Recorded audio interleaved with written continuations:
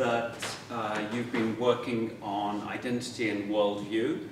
I'm going to give a perspective from looking at the history of Guru Nanak's experience and try to connect identity and worldview to his experience in the 15th century, and also to try and reconnect that experience to your own experiences of critiquing your own identities and worldviews in this day and age.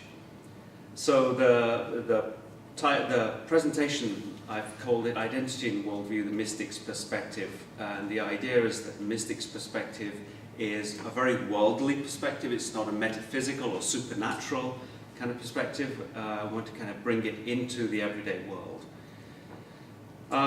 So two radically different perspectives. We have the perspective of identity preservation, which is the ideal, or the idea that your course has been critiquing all along. And this has been the dominant worldview since the beginning of the modern era.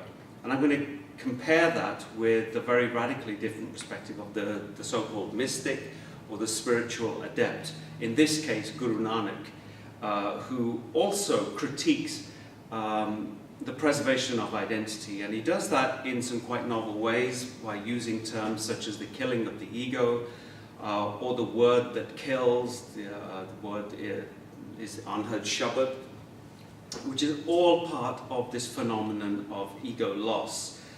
And the moment you talk about killing ego, the idea that there is a word that literally kills ego, it's a perspective that's deeply mischaracterized.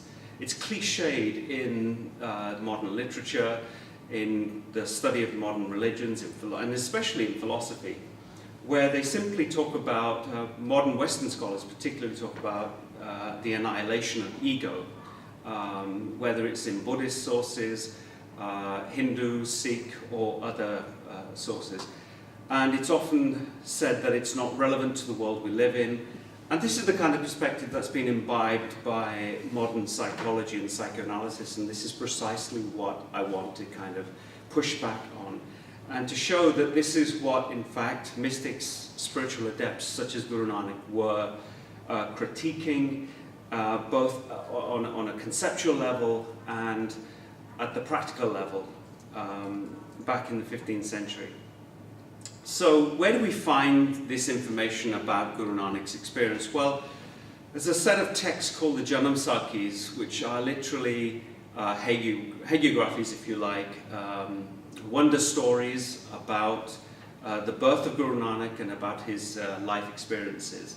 They portray Nanak as a kind of supernatural being, but within those texts, there are also some very beautiful and cryptic references to Guru Nanak's life as a kind of deep-seated, monumental struggle with his own ego, but also a struggle with the everyday normality of the life that he was born into, the social existence that he was born into. And they tell us quite a lot about, or certainly they give us a lot of interesting clues about how he resisted, pushed back on, critiqued everyday social boundaries, societal norms, what we call the everyday sense of reality. So the text that I'm kind of working from is the Puratan Janomesakhis, which literally means the oldest Janomesakhis. The narratives are divided into four main periods of his life. His birth, they talk about his birth and early childhood up to the age of 12 to 16. And then the period of adolescence to manhood from 16 to 33, and the period of his travels, his settled life from age 50 to 70, and also how he died, his death. The one I want to focus on, the one that's really important, is the portion of the Janomesakhis that deals with his adolescence. And this is often the one that's left out by mainstream Sikhism. It's the period from the age of 12 to about 33. It's obviously hugely important. So what happens in this? Well, during his adolescence, at around the age of possibly 12 years old, he shows an inability to settle into and fit in the very society that he was born into, which is a conservative Hindu society. He was an upper caste Hindu.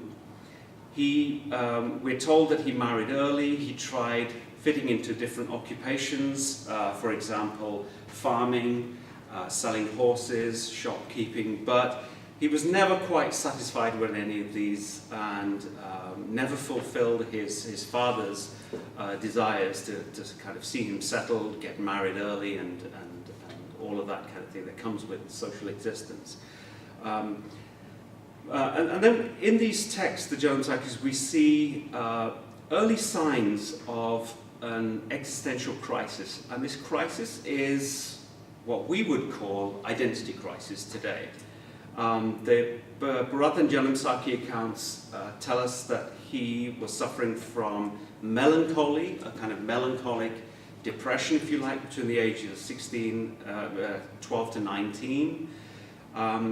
We're told very poignantly that he went into trances quite frequently, and some of these trances would last a reasonable amount of time. People would find him in a trance, and this was quite upsetting both to his family members and to his friends, because it was clear signs that he wasn't going to fit into normal society.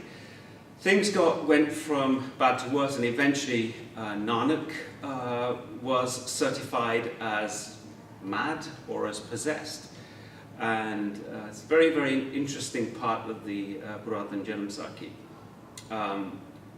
His mother, his sister, his father all tried to convince him to live a very normal life.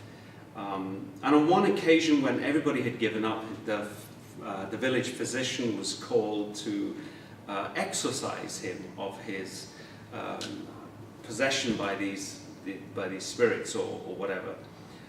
And we're told that he then resisted the physician and told him to go packing, basically, that he wasn't suffering from this kind of possession or anything. That really the only issue with him was that he was in love.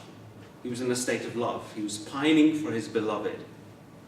And he himself writes about that in his own verses. So after that episode, which is probably around the age of 18 or 19, he leaves his ancestral village and goes to join his sister and his brother-in-law in a village called Sultanpur. So he leaves his ancestral village and he's joined by his childhood friend, who's a Muslim rabab player named Mardana. And he lived in Sultanpur for the next 12 years, till about the age of 32 or 33 years old. And during that period, his life kind of settled into a routine existence, where he would, during the daytime, he would do his normal job, which was an accountant. He looked after the village accounts. During the evening and through the early hours of the night, he would organize kirtan sessions, devotional singing, devotional music, and this would end just before daybreak, and at daybreak he would go down to the river, the local river, take a bath and meditate a little more, and then sleep more, and the whole cycle would carry on. So it's a fairly settled kind of existence, and we don't see evidence of the trances that had plagued him during his adolescence years. This went on till about the age of 30, when he has what is known as, what we could say is quite a cataclysmic experience, a transformatory experience. It's often written in the literature as the Sultanpur experience, and after this he seems to get a purpose for his life. So this Sultanpur experience happened at the age of 33, and I should just say a little bit more about his kind of settled existence. As I mentioned, he was devoted, he practiced devotional music, especially involving the teaching around these three conceptual pillars, Nam, Guru and Sang, or Satnam, Satguru, Satsang. The Sultanpur experience, normally he would go to the river, take a bath, come back. On one occasion, he fails to return. And the texts talk about a 3-day absence in which Guru Nanak could not be found. And he was feared to have drowned during that time in the nearby river.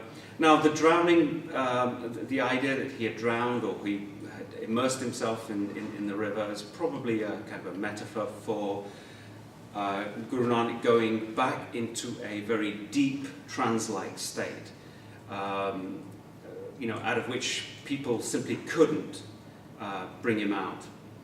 And the text then says that he returned after 3 days, but fell silent. The only thing he would say is, no Muslim, no Hindu, na koi Hindu, na koi Musliman. And that there is only the one. And he kept communicating this through an outpouring of poetic verse. So it's often said that Nanak, you could say that Nanak speaks at that time, but not the speech of normal men, not the kind of ego speech that we normally speak. It was a strange, ecstatic kind of speech. So if that was the mystical experience, how do we actually contextualize it? I'm not going to go down the route of traditional explanations, metaphysical explanations of experience, the experience of God, etc. I think these things are much more worldly. And the best way to talk about this is as a transformation, a major transformation, a fundamental transformation of consciousness, but something that is still very much within the world. And I'd like to talk about it as a kind of monumental struggle with normal social identity, his normal social identity, the identity that he had imbibed as a child, and the kind of identity that his parents and relatives had wished he had taken on.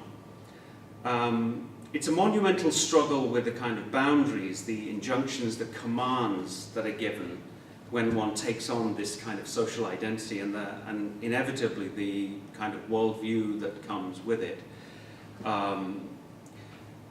The resistance, Guru Nanak actually poses a deep resistance to this identity, and it's based on his own social experience of heterogeneity.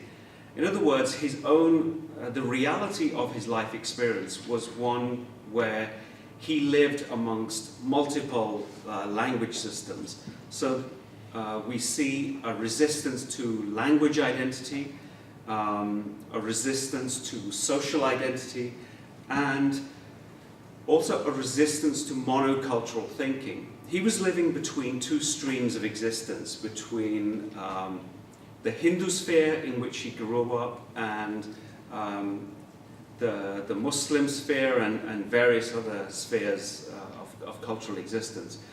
He was part of all of them, and so in a sense what he's doing is pushing back against monocultural thinking and the monocultural worldview.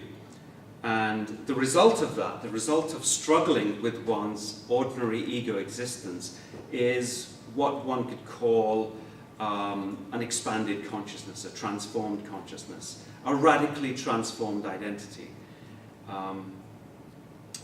And Guru Nanak himself speaks about this as an impersonal kind of consciousness, the creation of a radically different person, a self-differentiating person who doesn't have an identity in the normal way that we do. Of course, that person is called a Gurmukh, as opposed to the person with a normalized social identity, which would be a Manmukh. And I'm sure that you've covered this in some depth in your previous lectures.